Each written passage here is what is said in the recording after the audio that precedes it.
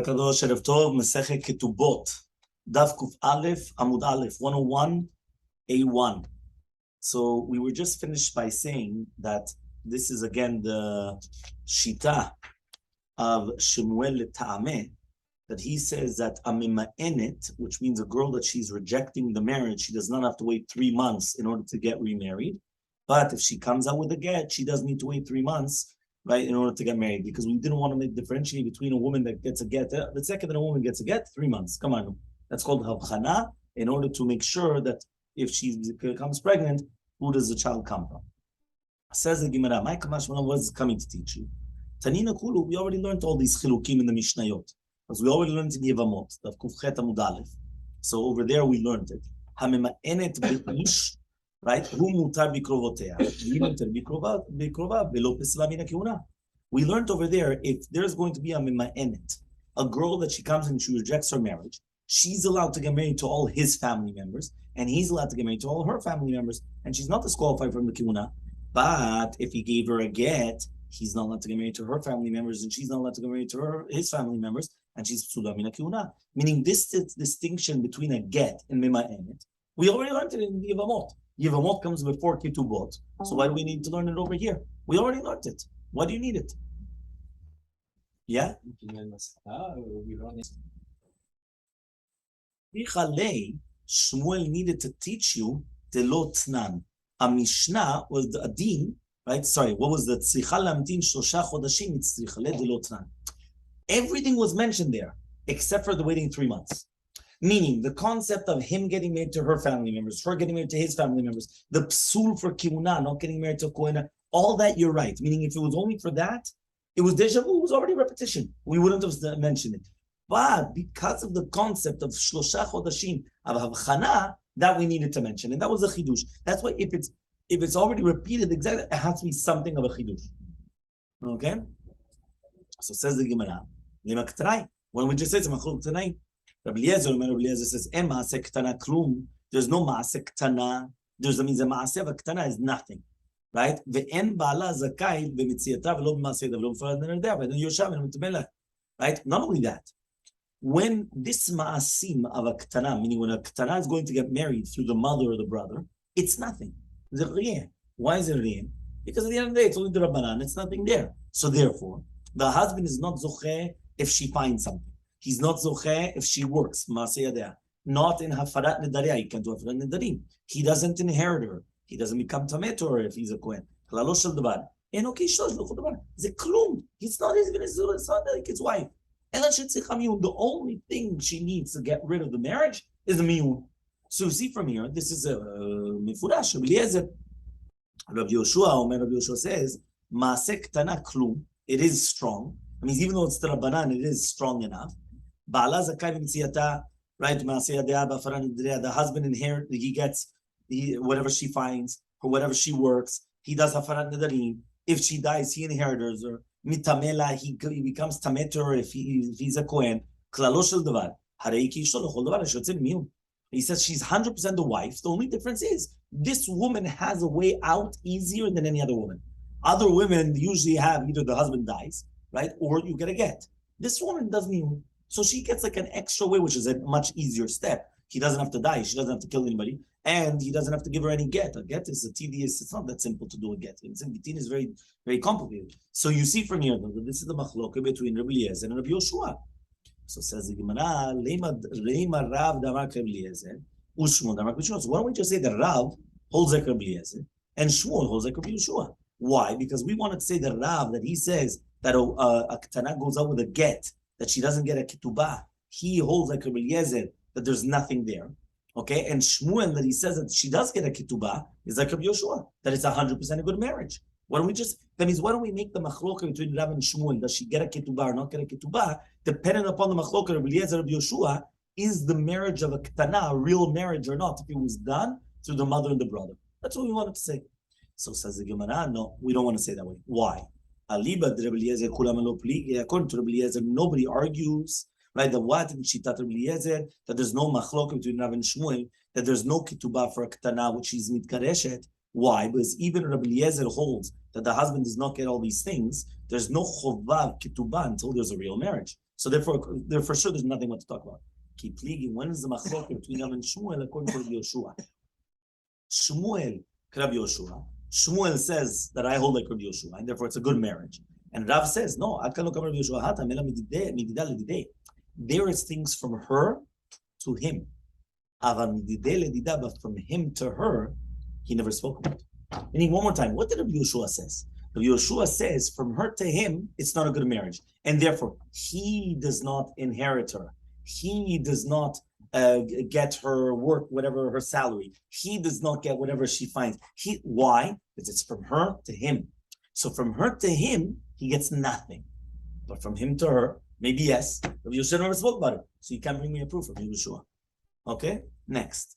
We said in the two dots, velo blaut. What does velo blaut mean? That she does not get the blaut, even the worn clothing. Meaning when a woman comes and she gets married, after getting married, when she gets divorced or things like that, usually she'll be able to keep whatever clothing that she still has on her. You understand? Something could be new things, no, because that she has to give back. But things that here she doesn't get nothing, not even blaut, not even the clothes. So it says here, Elmaleh Rav Kana says Rav Kana, you said this in the name of Shmuel. This is only to do with that a woman does not get blaot, only to do with the nichse melug. Right? Itla means like this. There's going to be a difference between nichse barzel and nichse melug.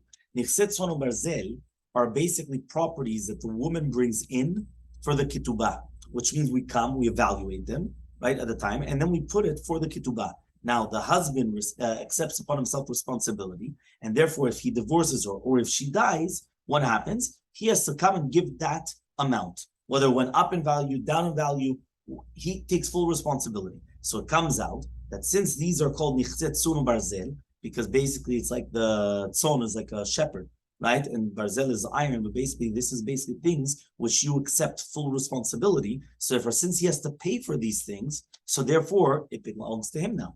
Why? Because nichset tzun barzel now belongs to him, and therefore he comes and he pays it out. That's it. So if he gives her the ketubah, he's already paying her for the nichset tzun barzel. Nichse melug are not the nechasim which come into the ketubah. The nichse melug really belongs to her. But when she's married, he gets the fruit. So for example, let's say she has a property and she's bringing the property into the marriage. So if she's bringing the property into a marriage as a nichset tzun barzel, it means that it's part of the ketubah. So in the ketubah, you have, what is the value of this property? 100,000. So that's in the ketubah. If it went up, down, doesn't matter what. He divorces her, he has to give her those $100,000 as part of the ketubah. So therefore, that property belongs to him because he already accepted upon himself the value. So if it goes up, that doesn't matter. It's his. That's the nichse tzun barzel. Nichse melug is that she comes in with the property. It's $100,000. It's hers.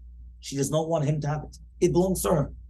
But as long as she's married, he gets the fruit. So if you get fruit out of it, if you get rent, if you get whatever it is, that property, that goes to him. But the property in itself belongs to her. So if it went up in value, it goes to her. If it goes down in value, that's hers because it belongs to her.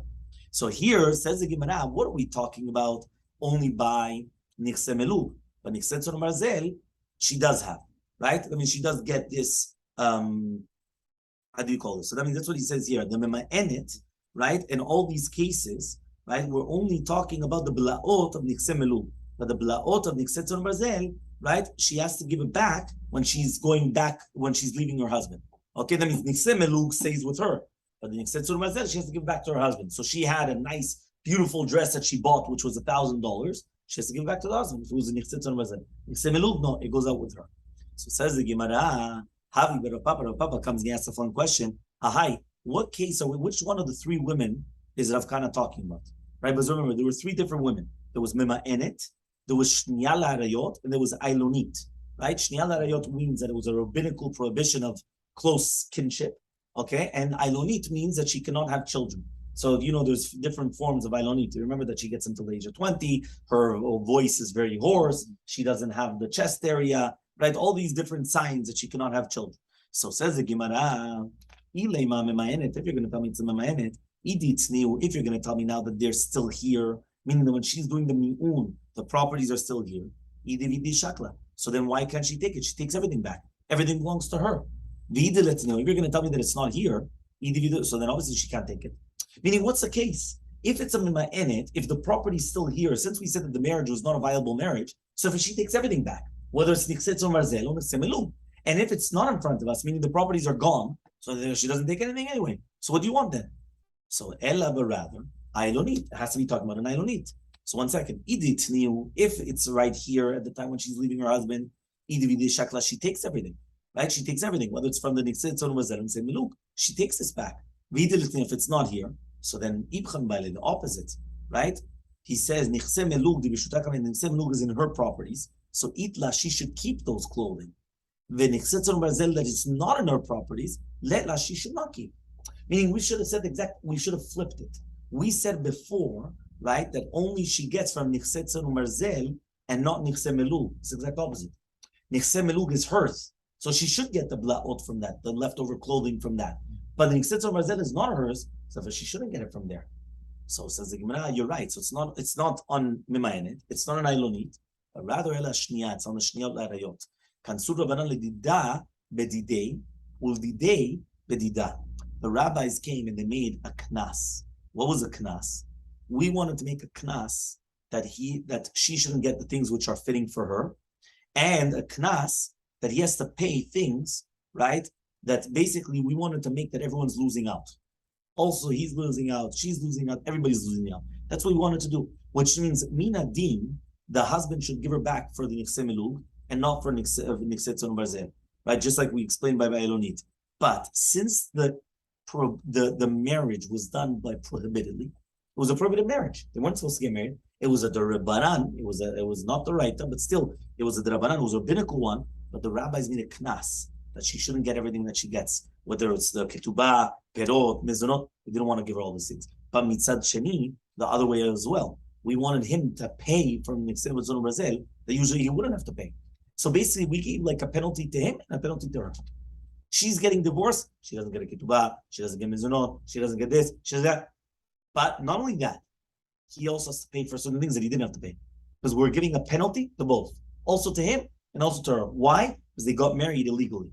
So Amar B'Shimi Barashi said B'Shimi Barashi Shmami that we learned from here. We did Rav Kahana from Rav Kahana.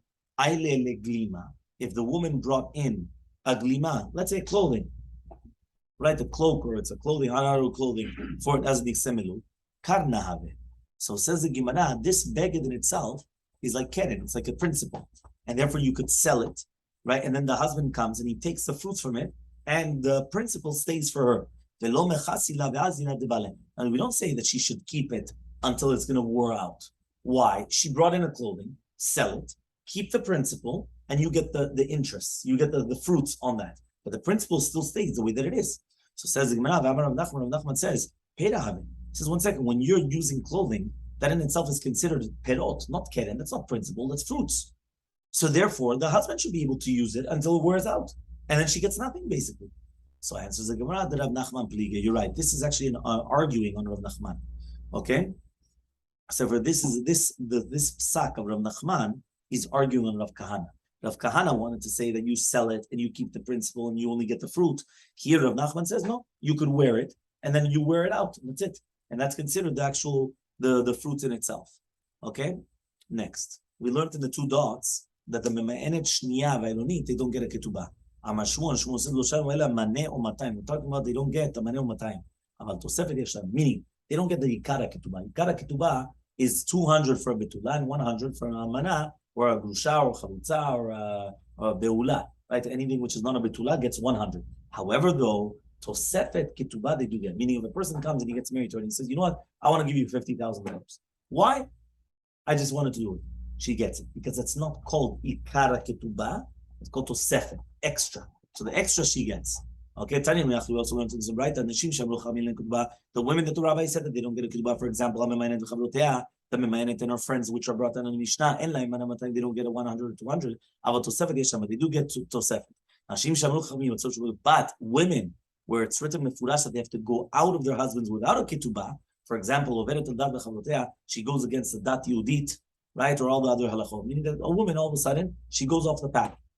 And she comes and she starts doing things which are immoral or things like that. So you're allowed to get rid of her and you don't have to pay her ketubah. then you just get rid of her. Come on, right? No, you're not paying it. Well, everyone knows. I'm saying, obviously, she's doing things, she's doing things publicly, not behind the doors. In a sense, she's doing things publicly. The kol sheken, so elam tosefet, they don't get tosefet, and kol sheken that they don't get the maneh or the matayim. Okay, vayotzet mishum shem ra. What happens if a woman goes out because of a bad name? She cheated. She cheated on her husband. Again, we don't have proof, but she went out because there's a shem ra. There's rumors. No, tell it. She takes a nixem whatever she has, v'yotza, and she goes out, right? Even though she doesn't have the ketubah and other things, but she still keeps her nixem so this is a proof to Ravuna. Ravuna zinta lo ifsida b'laotei hakayimin, right? Kufalaf Amud Bet 101b. According to Ravuna, if a woman cheats on her husband, she does not lose, her blaot, which are still there, meaning her clothing that she still has. According to the Shita, there's Ravuna. Tana kamid Rav Nachman zinta ifsida b'laotei, but Rav Nachman holds no. If she went and she did infidelity against her husband, she lost what she has and what she has. Even the clothing that she has, she loses it. Well, nothing. Nothing. But the husband has to make the gift. Elmaleh, you see, comes down and he says, if she went and she did infidelity, kelea mizanai, this is what, the kelim also? Well, you're giving her a kras? What's going on? Tani lo ifsida, he said, you're right. You have to teach, zinta lo ifsida, but she didn't lose her clothing. So Amar Rabbi Yochanan says Rabbi Yochanan, name Rabbi Yochanan. Zod divrei Rabbi Menachem setimata. These are the words of Rabbi Menachem setimata. But Chachamim say Zinta lo ifsida b'laotei hakayimin. You're right. If she went and she committed infidelity, she doesn't lose her clothing that she has from now. Fine. Next, the two dots. If he got married to her as an Ailonit, meaning that he already knew she was an Ailonit, she does get a ketubah. Amar Ravuna says Ailonit Isha ve'ene Isha. Ailonit, right? Sometimes she's like a regular woman, and sometimes she's not like a regular woman. Right? But an almanah, right, that gets married to a Kohen Gadol, right, is like an Isha Gemura, is 100% like a wife. Ailonit, what does that mean? Ailonit is Isha and Isha. If he knew she was an Ailonit, she has a ketubah, and therefore she's like another woman, like a regular woman. Lo ikirba, but if he didn't know she was an Ailonit, she doesn't get a ketubah. But almanah, she's an Isha Gemura. She's 100% a woman. Whether he knew she was an almanah or not, yes, ketubah, she gets a ketubah. Rabbi Yehuda says, doesn't matter whether it's an almonit, an ailonit or almanah. Isha and Isha is like a woman or not. If he knows she gets a ketubah, he doesn't know she doesn't get a ketubah. So Meitvei is going to ask the following question: imagine right now the Kohen Gadol gets married to her knowing that she's an almanah, and he says she can, and then she was an almanah. Yes, ketubah, she gets a ketubah. Hastama. But that means if he got married to her stama, and that means he didn't know she was an almanah, and then afterwards he found out she was an almanah, and la ketubah, she doesn't get the ketubah.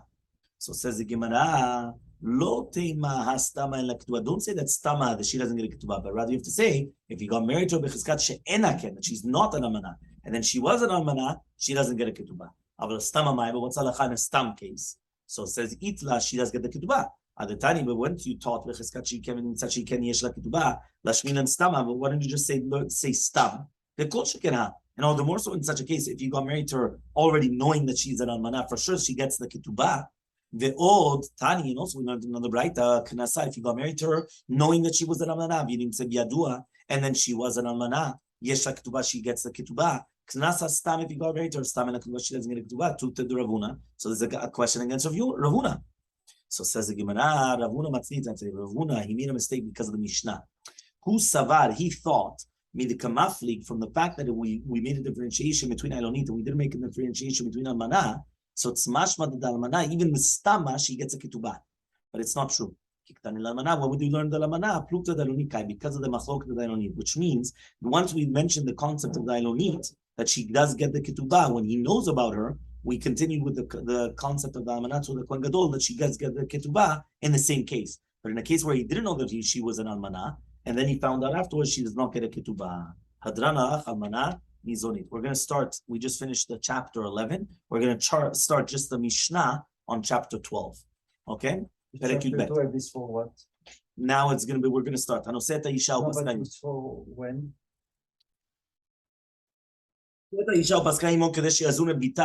Imagine a woman gets married to her husband on condition that she has to feed her daughter for 5 years.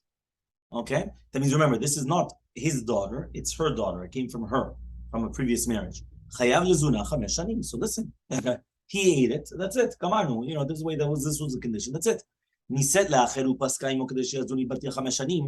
What happens if he divorced her within the 5 years and then she got married to somebody else? That also she told him you have to feed the daughter for 5 years. Okay? The first one is still obligated, right, to give her the 5 years. Right? Now, the first husband cannot say, you know what, when she comes to me, I'll give her to eat. Because she already left the house. So he can't say, when she comes to me, I'll give her to eat. He has to give her the food wherever she is. So this woman, she won the jackpot here. And both of them cannot say, you know what, okay, fine, so we'll split it between us. The second husband and the first husband will get together and say, you know what, we'll both split it between them. No. One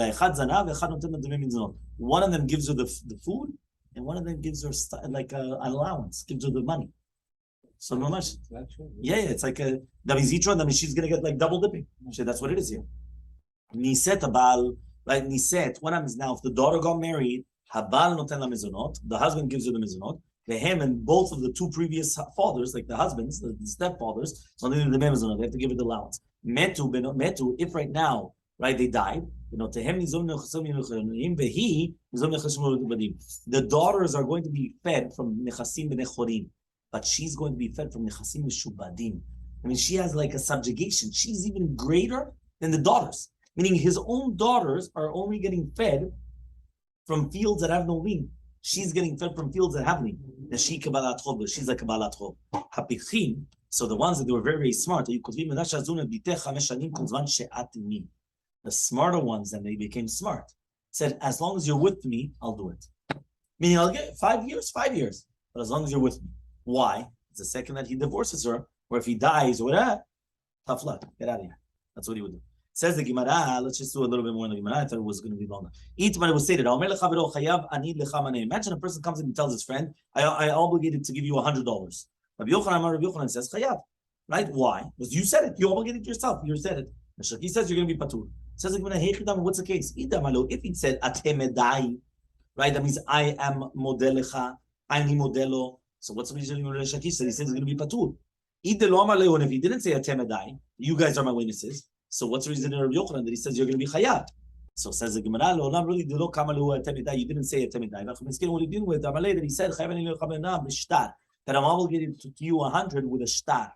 Rabbi Yochanan says you're obligated to pay because even though the shtar is not signed, nevertheless, since he gave it in front of a demon, it's already strong enough. It's a strong document. And it's like he said, you guys are my witnesses. The Shaki says it's going to be patur, but it's not so strong. At the end of the day, it's not signed, so there's no witnesses. So what do you want? It means the document is not strong enough. So now we're going to try to bring a proof from our Mishnah to what we just read here. Somebody gets married to a woman and he says he's going to feed her daughter for 5 years, right? And then he has to give her 5 years. Is it not the same thing? Meaning, right, that the fact is that what is the concept? He's saying that this is what he obligated himself here. And therefore, there's no shtar, there's no kinyan, nothing signed, no acquisition. And still, what do we say? That he's going to be chayav. So this is a proof to Rabbi Yochanan that you're going to be chayav. So answers the Gemara, Kuvbet Amud Aleph, lo, B'shtarei Psikta. We're talking about Shtarei Psikta is basically that they have like a shtar of documents of what they obligated each other for weddings. It's like a prenup type of a thing that they come and they write Tanaim and all these things that, what are they giving to each other? And like Rav Gidal, it says Rav Gidal, Rav, how much are you going to give to your son? So he says, Kach lekach. No, how much are you going to give to your daughter? Kach lekach. Amdu v'kidshu, and then when they got married, kanu, they acquired everything which was written. Why? Because these are the things which are acquired by mouth. Meaning, if I come to you and I say, how much are you willing to give to your son? 10,000. Very good. How much are you willing to do? 10,000. That, even though you didn't write it down, there's no document, there's no signatures, there's no acquisitions. These are things which are given, which are done by verbal mouth, that it's an acquisition. Why? Because the person is so close to his son or to his daughter that he wants to give them everything. But the second that he said it, the commandment. And that's it. And therefore it's going to be from there.